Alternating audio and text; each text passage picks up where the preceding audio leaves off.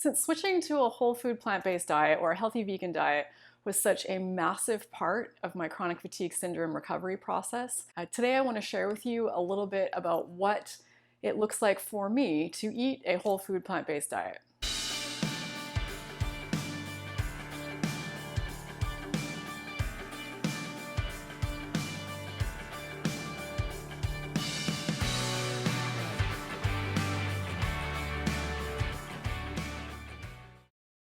So I'm going to let you know exactly what it is that I eat, how I make sure I get all my nutrients, how much protein I get, where I get my protein from, how many carbs I eat, fats, all of that, how I do my meal planning, how I structure my meals, where I find recipes, and some great sources of information for people who are looking to learn more about this way of eating. I really think this topic is just so important because it really did make a world of difference with my chronic fatigue syndrome recovery. Had I started eating this way years ago, I'm confident I could have cut down the amount of suffering that I experienced significantly. So although I know this won't be for everybody, I don't know if this will work for anybody else, I really would like to share my experience, so at least you have that information for you to consider for yourself.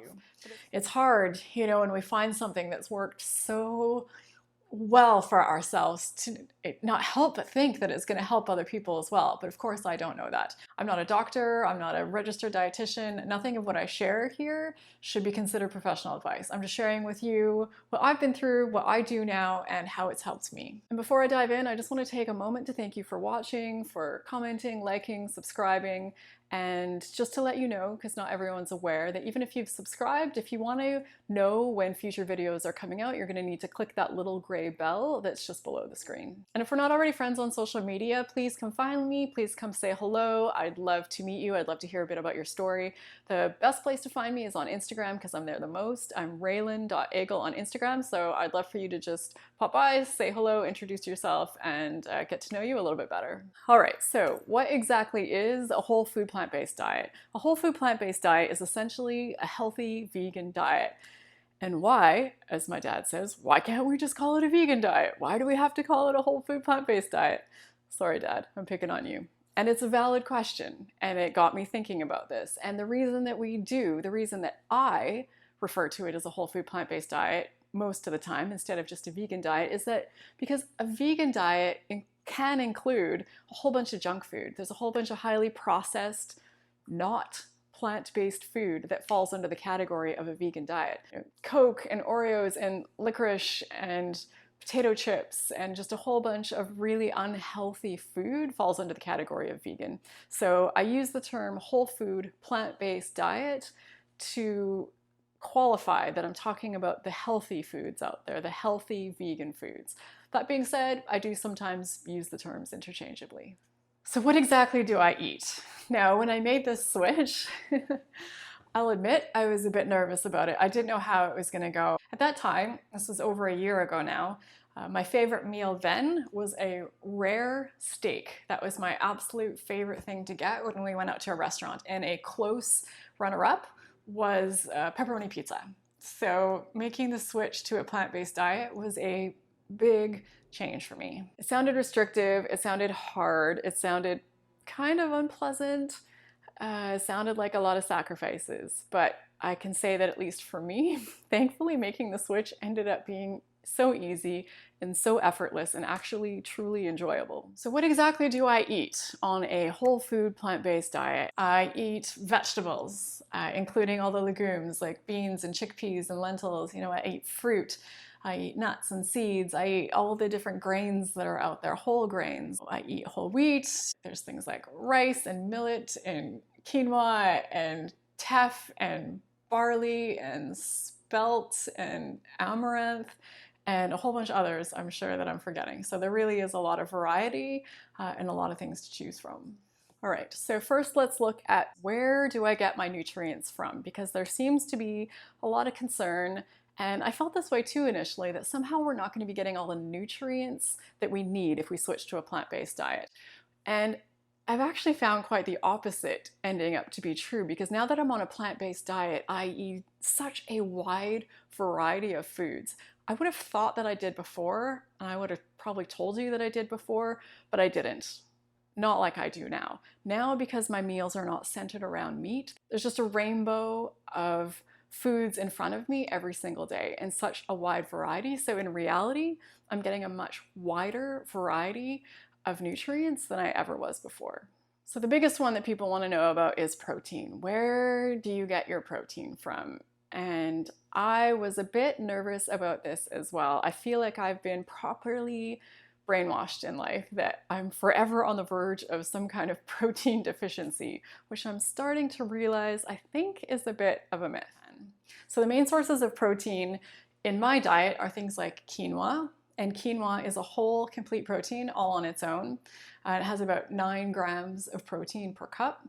Also things like chia and hemp seeds have a lot of protein, and they are complete proteins as well. Edamame has almost 9 grams of protein per half a cup.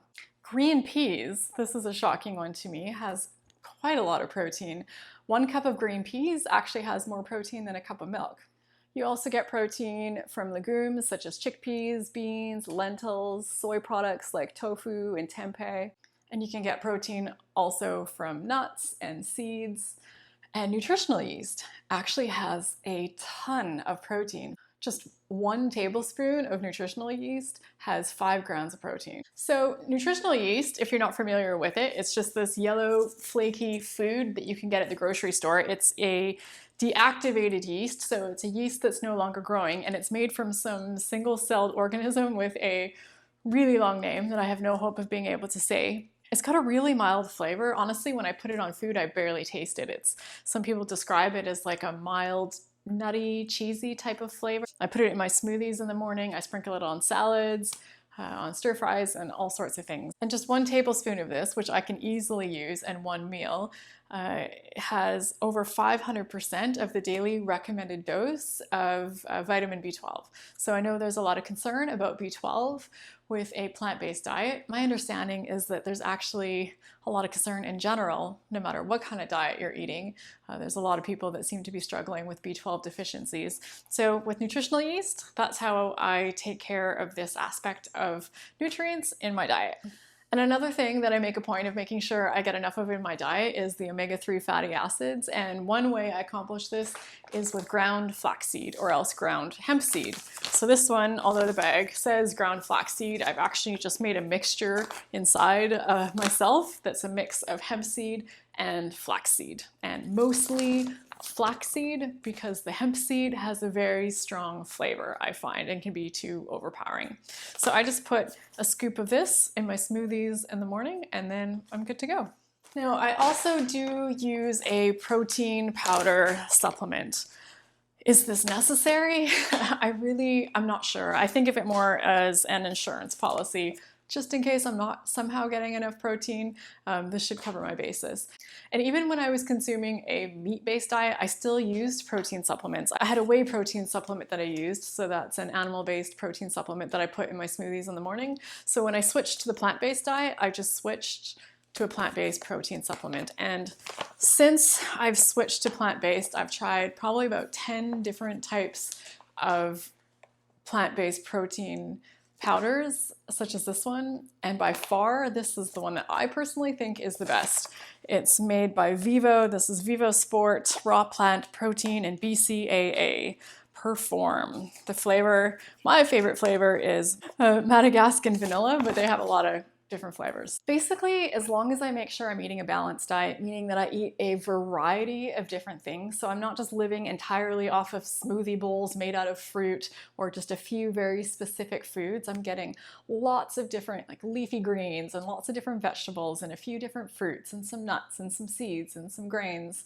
All of my nutrients are covered. So if you're eating legumes, sunflower seeds, raisins, dark leafy greens, you're going to get your iron covered, and vitamin C helps with the absorption of iron. So if you're eating foods like red peppers, broccoli, citrus, you'll be getting lots of vitamin C, and those two have a synergistic relationship. But I don't think too closely about it. I really just make sure I'm eating a variety of things, and I feel confident that I'm getting the nutrients that I need. So this all might sound a little bit complicated, and you might be thinking, why do I want to eat a diet that makes me have to do all of these special things? But the reality is that I was actually doing virtually all of these things before I switched to a plant-based diet because, as I understand it, generally speaking, no matter what diet people are on, their omega-3s are too low, their B12 is too low. So these are things that I suspect that it's important to pay attention to no matter what kind of diet you're on. So I wouldn't want anyone to think that there's all this extra hassle that comes with a vegan diet, because in my experience, that's really not the case. So I use routine and habit to drive my eating plan. So I have a plan every single week. I have my meals scheduled out in advance. I know what time I'm going to eat every day. I know what I'm going to eat every day. There's zero guesswork. And I take a very conscious approach to my meal planning to help ensure that it is nutritious and that I'm getting everything that I need. So I eat 3 meals per day plus 1 snack. And in 2 of those 3 meals, I pay attention to how much protein is in those meals. So for 2 of those meals, I make sure that they include something like chickpeas or beans or lentils or quinoa, something that I know is higher in protein. Now, I no longer count my grams of protein, so I really can't give you an exact number. But the longer that I've eaten this way, the more I've just grown to trust that I'm getting enough because, you know, I look good, I feel good, I'm getting stronger. All the signs are there that my body is thriving. Now, for the rest of our macros, for carbohydrates and fats, now I don't count grams of either of these either, but I do definitely eat a higher carbohydrate diet and lower fat diet. So complex carbohydrates, things like vegetables and whole grains. And then I use fats sparingly. So I use a little bit of oil when I cook. I have a little bit of avocado. I have a little bit of nut butters, but I don't go crazy with it. People also ask me sometimes about meat replacements, you know, those sort of fake chicken and beef and fish products that you can buy that are plant-based. And I think it's sort of a natural transition for some people because it feels easier. Like, how do I switch from a meat-based diet to a plant-based diet? Well, I'll just get plants and pretend they're meat, and then I'll just keep making my meals the same way that I used to before. But for me, this doesn't work because, for one, these sort of fake meat replacements seem really highly processed to me, and I'm not sure how healthy they are. And also, I don't find them that enjoyable. I don't really like the taste or the texture, and I don't find that they really replace meat at all. I prefer to plan my meals just strictly around vegetables, around all the great foods that are available, instead of trying to mimic meats. The only exception that I make is every once in a while I'll have an Impossible Burger or a Beyond Meat Burger, or one of these newer plant-based burger products that are out there. But aside from that, I really don't use them. Some people seem to have a lot of concerns or worries around muscle growth as well. And I'll admit, in the beginning I did also, because I was working very hard to regain my strength. With my chronic fatigue syndrome recovery, I was in the middle of a strength training program, and I didn't know if this way of eating was going to support that, because I really wanted to make sure that I was eating in the way that would best support gaining strength. That was incredibly important to me. Now, I know, looking at me, I'm not probably the best example of this, because although I am getting stronger and I know that I am definitely building muscle, I'm hardly some big bulky person. But if you want to learn more about gaining strength, being athletic, being muscular on a plant-based diet, I would encourage you to check out, if you haven't seen it already, a documentary called The Game Changers, because it focuses a lot on plant-based diet and the effect that that has on athletes. And it just blew my mind seeing the performance that these people experienced on a plant-based diet. The muscle, the strength, the endurance, it really is just incredible. And I know that for me personally, it really has helped my workouts. When I made the switch to this diet, my workout recovery time became faster, and it certainly didn't slow down my progress with strength training at all. My husband, Jeffrey, is a much better example of this if you want to know about strength training and a plant-based diet, because we made the switch to this way of eating together at the same time, and we've both been eating this way now about 95 to 99% plant-based for over a year now, and he definitely hasn't lost any muscle. He works out a lot, and he's actually gained muscle since switching to this way of eating. He's gotten stronger for sure. If you're worried you're going to turn into some kind of gaunt vegan who looks like you're wasting away and just is sickly and has no health, I don't know where this stigma came from, but it's definitely out there. Just take a look at my husband. Definitely not the case. People are curious about weight loss as well, what that's going to look like once you make the switch. And in my experience, and my husband as well, we both did lose weight, some to a point, but neither one of us lost all of the weight that we had been trying to lose. I still had a little bit on my midsection that I had to work to get rid of. And it also didn't take care of all of his excess weight loss that he was working on either, but it did help with some. So in the beginning, we both lost some weight and then it kind of just leveled off. So just because you switch to a whole food plant-based diet doesn't mean that your weight loss issues are 100% a thing of the past, but it does help significantly in my experience. All right, so on to how eating a plant-based diet changes your body. What did I see in my body once I changed to this way of eating? Overall, in my body, after I switched, I started seeing a ton of improvements. It definitely helped, as I said, with my chronic fatigue syndrome recovery, which was my main goal. So in addition to just those chronic fatigue syndrome symptoms slowly decreasing over time, like the post-exertional malaise and all the other nastiness that comes with this illness, I also started to sleep better, my skin got better, my digestion got better, I was less bloated, my immune system seemed to be functioning better, I got sick less. My hormones, oddly, became balanced. I didn't know really how out of balance they were until I saw how my body started functioning once I was eating this way. Because men, bear with me if you're watching. I know you don't like hearing about this. It's going to be fast. Just plug your ears for a minute. But for the first time since my teenage years, my menstrual cycle has become regular.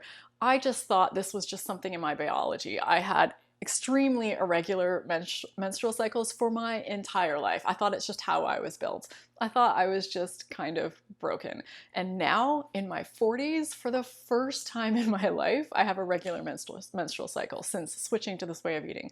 So I don't know what that meat and that dairy was doing to my body in terms of hormones, but it was doing something. And men, I don't know if you have an indicator that you can look for to see when you switch to this way of eating if things are working better, but I would speculate that it would be helping you as well. But just basically it feels like my body is finally getting the fuel that it needs. Everything's just running optimally and as it should, and so much better than I ever knew was possible. All right, so on to how do I plan my meals? How do you do vegan meal planning? So I have a basic template that I use each week to map out all of my meals. So 7 days a week, 3 meals a day is all written down, prepared, planned, ready to go, and I follow it to the letter. So breakfast is always the same. I have a smoothie bowl for breakfast every single morning. It's a mixture of some fruit and vegetables and different things, and then I top it with some homemade granola. Lunch can rotate between a couple of different things, but I'll pick one for the week, and then I'll eat that one thing for 7 days straight. And then the next week, I might switch to something else. And then dinner, I mix it up a little bit more. If I'm cooking at home 7 days a week, like I am right now during this whole COVID-19 situation we've got happening, I'll pick 2 dinners for the week, and we'll eat one for 4 days and then one for 3 days. I have some main categories of meals that I make all the time. And on my meal planning chart at the bottom, I list down those main categories so that I can look at them and think, what do I feel like eating next week when I'm doing my meal planning? And these categories are things like Buddha bowls. And if you're not familiar with these, it's basically just a bowl of food that you throw in a mixture of different things, usually some grains like quinoa or rice, some kind of cooked vegetables, or it could be raw, maybe some avocados, some chickpeas, and then some kind of sauce, and you mix it all up. And these ones are nice because you can do food prep, you can do all of this in advance, and then just when you go to eat, dump it all in your bowl, pour in some sauce, don't even have to heat it up, it's good to go. Another one of my staple categories is pasta turned pasta salad. So what I will do is I will prepare a giant bowl of this, and part of it will be some whole wheat pasta, but not like with traditional pasta dishes where the pasta makes up the bulk of where you're eating. The pasta in mine is only maybe a quarter or a third of the contents in the bowl. And then I might just do a big sheet pan of roasted vegetables and I'll dump that in, or I might chop up some raw vegetables. And the first night we'll eat it for dinner like a traditional hot pasta. and then I'll put the rest in the fridge, and then we'll eat the rest as leftovers for dinner the next couple of nights, and we'll eat it cold like a pasta salad. And it's really delicious that way as well, and it's just so super easy to just scoop some out at dinner time. No prep necessary. I also do mini pizzas and mini wraps. So I'll do pita pizzas just on whole wheat pita and put some sauce and some toppings, or I'll do wraps with whole wheat tortillas and then maybe put some hummus, some vegetables, some chickpeas, some whatever, just mix it up. Do baked vegetable casseroles. I do big hearty salads, that will just be our meal for dinner, and pack it full of lots of vegetables and lots of really filling, healthy things. I also do a lot of soups and stews and curries, and I make these mostly in my Instant Pot. If you don't have an Instant Pot or you're not familiar with it, it's a small appliance for your kitchen, and it's multifunction. So it's supposed to do, I think, something like 12 different things. It's a pressure cooker, a slow cooker, a rice cooker, a steamer, a sauteer, and some other things that I haven't even yet to use it for. So when I'm doing my meal planning, I pull out this chart, I look at those categories of foods that I just listed, and I decide which category I want to choose from for the following week. And then I get my recipes mainly from Pinterest. I've been collecting whole food plant-based recipes from Pinterest for a while, and I've got literally hundreds now that I've organized into different categories. So I'll put the link below to my Pinterest board if you want to check it out. If you're looking for some recipe ideas, there are tons there. And I've also been experimenting with my own creations and putting together my own recipe book on my computer. And I'm also working on making some videos where I'll be sharing that with you, what these staples are that I make regularly and the recipes that I've come up with. So stay tuned. There will be more videos coming out with more recipe ideas and more glimpses into what I eat very soon. So if you are considering giving this a try, this would be my recommendation on how to move forward based on my experience. The first thing that I would suggest would be that you commit to a specific amount of time in the beginning to give it a fair shot. When Jeffrey and I did it, we decided to do 3 months of 100% whole food plant-based, because we felt that we really had to give this a chance to see how our bodies reacted, to really see if it was going to help us or not, if this is something that was going to be the right choice for us. And it was to break some habits and learn some new ones. So by committing to it for 3 months, we really immersed ourselves in it and gave it a fair shot to see what it had to offer. And in my experience, when you do make a switch like this, a downside to just going all in from the start is that I found for the first about 5 days, I was incredibly bloated and gassy. And everything I've read online says that everyone else goes through the same thing. It's just a lot of fiber. It's a lot more plants than our bodies are used to having to deal with. So there's a bit of an adjustment period in my experience that can be a little bit uncomfortable in terms of all that bloating, but it's temporary. And then after that, I found that I really was just feeling great. Another thing you might find is that your groceries, volume-wise, will get a lot bigger, because I find it takes a lot of plants to feed both myself and my husband. So groceries don't necessarily have to be more expensive. They can be, depending on how you cook, but it doesn't have to be. And if you're looking for tips on how to do a vegan diet on a budget, I invite you to check out a video that I did on this with a whole ton of cost-saving tips about how to do this. So I'll put a link here on the screen and in the video description if you want to check it out. And as I mentioned earlier, I do about 95 now to 99% whole food plant-based. And the reason I don't go with 100 is for a few reasons.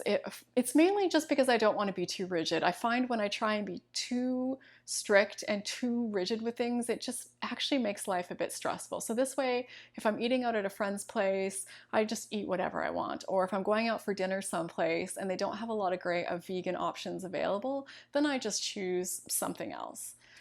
And also, I ate a meat-based diet, virtually my entire life. So there are many meat-based meals that I still enjoy. So it gives me an opportunity when I eat out to have some of these things if I decide that I want to. The interesting thing is that I find that I don't miss them at all. I don't miss these meat-based dishes. I don't crave them. But with that wiggle room, it just makes things all a lot less stressful. And then I think people don't stress about inviting me over because they don't have to worry about what they're going to feed me. And I just try and have a more relaxed approach to things. And for me, that just makes it all more feasible and maintainable long term.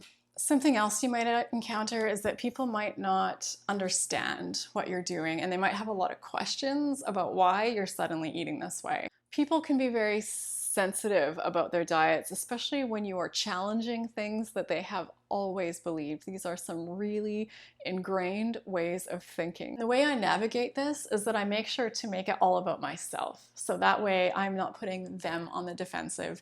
I'm making sure that they or their behaviors don't feel attacked. And I'm not trying to make it feel like they are doing something wrong and I'm doing something right. I make it about myself. I say that this is something I've found that works really well with my body. I have some specific health challenges that I've been facing, and this has really helped me to recover from those. So for me, it's just been a really great choice, and it just really works well for me. And then that way, the other people can be at ease. They're not going to feel attacked. They're not going to get defensive. They're not going to start to worry that you're about to start trying to convince them that they should eat that way. Don't ever do that. Nobody wants to hear that. My philosophy when it comes to sharing information about this is honor, don't offer. So if people ask, I am happy to answer questions, but I don't offer it up out of the blue. People have been asking me a zillion questions about this since I started sharing my chronic fatigue syndrome story, which is why I wanted to put this video out to answer a bunch of those FAQs that have been coming up. And if people want to know more, if they're asking, don't push it on them, but if they're asking, what I do is I recommend some documentaries, ones like The Game Changers or What the Health or Forks Over Knives. There are a ton of great ones out there. Or if you yourself are somewhat new to this and you'd like to learn more about it, watching documentaries like these is really a great place to start in learning more about what this diet looks like and why people choose to eat this way. All right, I did my best today to answer all of the questions that you guys have been sending me. I hope I got them all, but I suspect I probably didn't. So if you still have questions, please just leave them in the comments below and I'm happy to answer them. Or come find me on social media, message me on Instagram. Again, I'm Raelan.Agle. I'm happy to chat about this anytime. And if you found this video to have value, please share it. There's a share button just underneath the screen. You can click on it and it'll give you a lot of different options for sharing at different places. Or else you can just click the link and manually share it yourself on places like Facebook or wherever you like. Or you can take a screenshot. I'll throw the thumbnail up here and then share it on places like Instagram and just tag me. So thank you again for watching, for commenting, liking, subscribing, and remember to ring that bell if you want to know when my next video is coming out. And whatever you've got going on right now, whatever it is that you're facing, I am here for you. Please let me know how I can help. Reach out anytime and just keep going. Keep working.